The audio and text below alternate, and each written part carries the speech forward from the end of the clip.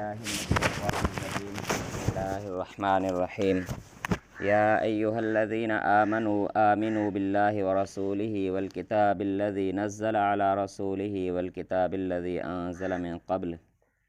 ومن يكفر بالله وملائكته وكتبه ورسله واليوم الآخر فقد ضل ضلالا بعيدا. صدق اللہ العظیم. سورۃ النساء آیت نمبر 136. سورۃ النساء کے شروع سے ہم احکامات پڑھتے ہوئے چلے آ رہے ہیں. یتیموں کی پرورش کے معاملات، یتیم بچیوں کے نکاح کے معاملات، عورتوں کے، بیٹیوں کے، بہنوں کے وراثت کے مسائل، پھر اللہ تعالیٰ کے دین کو زمین پر ایک نظام اور قانون بنانا، پھر اس کے لیے جہاد فی سبیل اللہ کی ضرورت، اہمیت، اور جہاد فی سبیل اللہ سے غفلت کرنے پر اللہ تعالیٰ کی ناراضگی، اور جہاد فی سبیل اللہ سے منہ موڑنے والے منافق، ان کے حوالے سے اللہ تعالیٰ کے احکامات، پھر سفر کے دوران کے مسائل، اور کل ہم نے خاص طور پر گواہی سے متعلق پڑھا کہ ہم اپنے رشتہ داروں، دوستوں، تعلق والوں یا اپنے تھوڑے سے ذاتی نفع کے لیے بات کو گھما پھرا دیتے ہیں. اکثر سامنے باپ ہو، ماں ہو، بہن بھائی ہوں، رشتہ دار ہوں، یا انسان کی اپنی ذات ہو تو انسان سچی بات صاف کرنے سے ڈر جاتا ہے. تو یہ سارے معاملات، اور اس سے آگے سورہ مبارکہ میں جو چیزیں آ رہی ہیں کہ اپنے دین کی محبت میں غلط طریقے سے اس کو بڑھا چڑھا کر پیش کرنا، ولیوں کو، پیغمبروں کو ان کے درجے سے بھی آگے بڑھا دینا، اور جناب بخشش کے معاملات بھی پھر دوسروں کے ہاتھوں میں دے دینا، اللہ تعالیٰ کو چھوڑ کر دوسروں کو پوجنا شروع کر دینا. یہ ساری چیزیں سورۃ مبارکہ میں بڑی تفصیل کے ساتھ ہم پڑھتے چلے آ رہے ہیں اور آگے بھی پڑھیں گے انشاءاللہ. اب یہ ہے کہ ایمان کا دعویٰ کرنے والے تو پہلے بھی موجود تھے،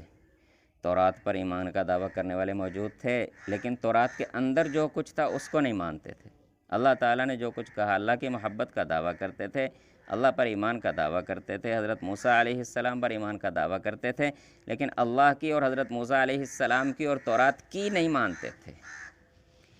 تو اسی طرح عیسائیوں کی حالت تھی. اب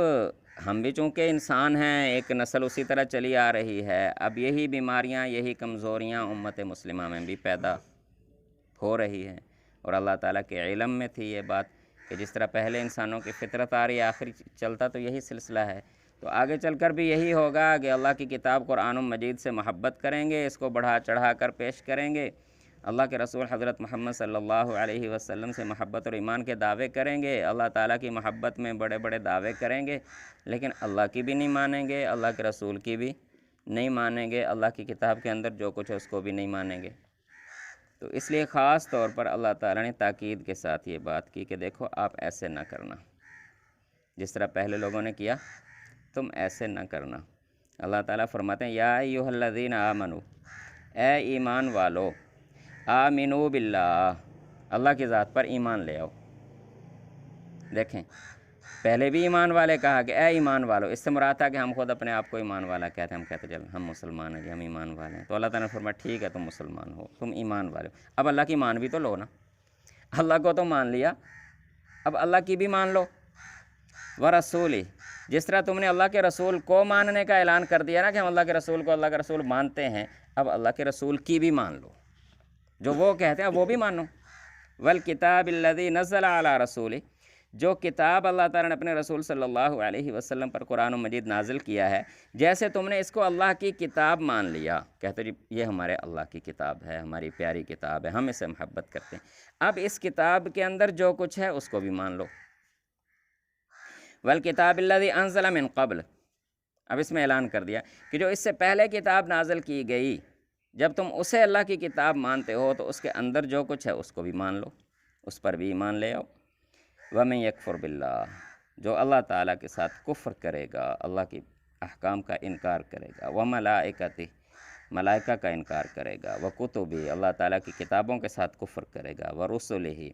اللہ تعالیٰ کے رسولوں کے ساتھ کفر کرے گا، وَالْيَوْمِ الْآخِرِ، اور آخرت کے دن کا انکار کرے گا فقط ضل ضلالا بعیدا، وہ گمراہی میں بہت دور جا گرا، بہت دور جا پڑا۔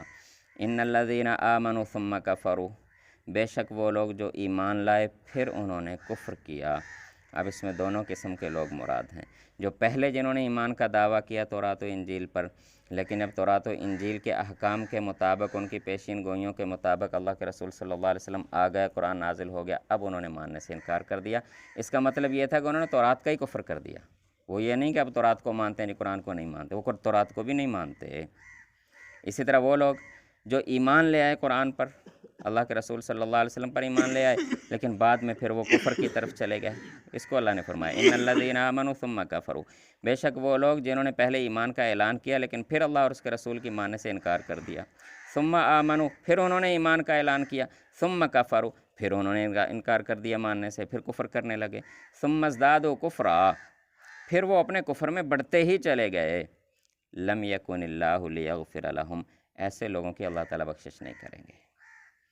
صرف دعوے پر کہ ہم مسلمان ہیں، صرف دعوے کرنے پر اللہ تعالیٰ فرماتے ہیں بخشش نہیں ہوگی، جب تک مان نہیں لوگے۔ ایک زبان سے مان لینا کہ میں اللہ کو مانتا ہوں، جو اللہ کے نبی کو مانتا ہوں، جو اللہ کی کتاب کو مانتا ہوں، اب جو کچھ اللہ نے کہا، جو کچھ اللہ کے رسول نے کہا، جو کچھ اللہ کی کتاب نے کہا، کیا اس کو بھی مانتے ہیں؟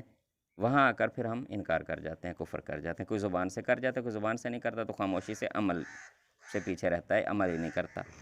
تو اللہ تعالیٰ حفاظت فرمائے۔ تو اللہ تعالیٰ فرماتا ہے کہ وہ لوگ جو ایمان کے دعوے کرتے ہیں لیکن پھر ساتھ ساتھ کفر بھی چلاتے رہتے ہیں، پھر دعوے ایمان کے کرتے ہیں، پھر کفر چلاتے رہتے ہیں، لیکن اصل میں وہ حقیقت میں کفر میں بڑھتے چلے جاتے ہیں، انکار ہی کرتے چلے جاتے ہیں، اللہ تعالیٰ کے احکامات کو ماننے کے لیے تیار نہیں ہیں۔ اللہ تعالیٰ فرماتے ہیں لم یکن اللہ لیغفر لہم، اللہ تعالیٰ کبھی ان کو بخشنے والا نہیں ہے، ولا لیہدیہم سبیلا، ایسے لوگوں کو اللہ تعالیٰ پھر ہدایت بھی نہیں دیتا، راستہ بھی نہیں دکھاتا جب تک وہ اپنے دل کو صاف نہیں کر لیتے۔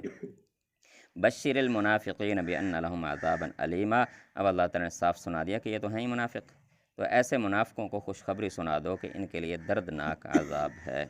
دعا ہے کہ اللہ تعالیٰ ہم سب کی حفاظت فرمائے، جیسے اللہ نے ہمیں زبان سے ظاہری طور پر اپنے رسول کی، اپنے قرآن کی محبت عطا فرمائی ہے، ہم دعویٰ کرتے ہیں، اسی طرح ہمیں دل و جان سے اللہ تعالیٰ اپنے احکام، اپنے نبی صلی اللہ علیہ وسلم کے احکام، اپنی کتاب میں جو کچھ اللہ نے نازل کیا، اللہ تعالیٰ اسے بھی اسی طرح ماننے کی توفیق عطا فرمائے۔ تھوڑی سی محنت ہمیں بھی کرنا ہوگی، توفیق کے دروازے تب کھلتے ہیں جب انسان خود اپنے دل کو صاف کر کے کہتا ہے کہ یا اللہ کوئی ناراض ہوتا ہے تو ہو جائے، کوئی نقصان ہو ظاہری دنیا کا ہوتا ہے تو ہو جائے، مجھے آخرت کے نقصان سے بچنا ہے، مجھے آپ کو راضی کر کے آپ سے انعام لینا ہے۔ تو جب انسان دل کو صاف کر کے کر دے تو اللہ پھر راستے اس کے لیے آسان کرتے چلے جاتے ہیں۔ دعا ہے کہ اللہ تعالیٰ ایمان و عمل پر زندہ رکھے اور اسی پر ہمیں موت عطا فرمائے۔ الحمدللہ۔